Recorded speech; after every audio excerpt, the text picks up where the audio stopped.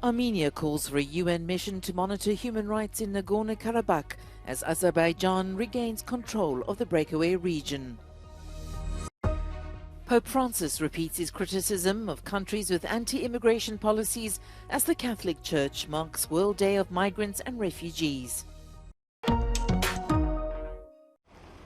Weapons. Azerbaijan says it seized from Armenian militias since it regained control of the breakaway region of Nagorno-Karabakh following a two-day military offensive.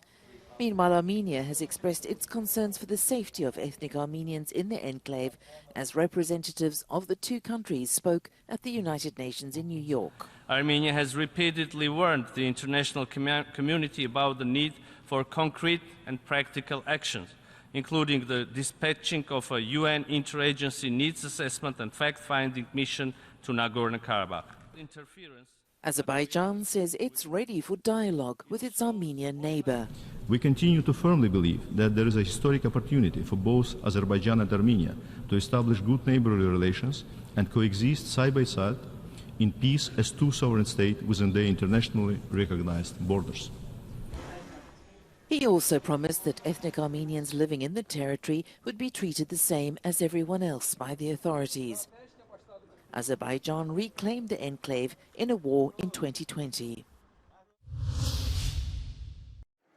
The Catholic Church is marking the 109th World Day of Migrants and Refugees on Sunday, a celebration that coincides with what European leaders are calling a fresh migration crisis, and the Pope's Marseille meeting to discuss the issue with bishops from the Mediterranean and the Middle East. On the plane back to Rome, the pontiff once again criticized governments with anti-immigration policies.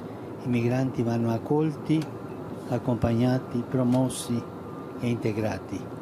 Se tu non puoi integrarlo nel tuo paese, ma accompagnalo e integralo nel suo paese, ma non lasciarlo nelle mani di questi crudeli trattanti di persone. The Pope's call for countries to welcome migrants has clashed with the policies of many European governments that have closed their doors to immigration. France was recently criticized for refusing to receive migrants arriving in Lampedusa. Fires continue to ravage Sicily, with vast areas of the island consumed by flames. On Saturday, 700 holidaymakers were forced to leave a hotel threatened by the blaze. Around 800 firefighters are deployed at the various fronts, including around the capital Palermo. 2 fatalities have been reported so far. It's turning out to be a hot start to an autumn marked by strong winds, both factors that are fueling the flames, although it's hoped that rain forecast should help the firefighters. Tens of thousands of people across France took to the streets on Saturday to protest against police violence and what they say is systemic racism. The nationwide demonstrations came some 3 months after police shot dead a teenager at a traffic check in Paris, an incident which sparked over a week of rioting across the country. Unions say some 80,000 people joined yesterday's protests, while the police claim the numbers were lower. Although the demonstrations were generally peaceful, there were several clashes between protesters and the police. Celebrations for Ireland and heartache for South Africa as the Irish team beat the defending champions 13-18 in last night's World Cup match. It was the second time in 10 months that the Cloverleaf team, currently world number 1, beat the Springboks. There was just 1 try on each side for the Irish by Mac Hansen, while Cheslin Colby scored for the South Africans in the second half. But Ireland had better luck with their penalty kicks.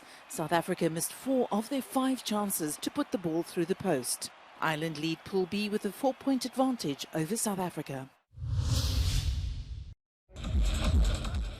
It was party time at the Place de la Bastille on Saturday as some 400,000 people celebrated 25 years of the Paris Techno Parade, a new attendance record as crowds danced their way alongside floats from the historic square.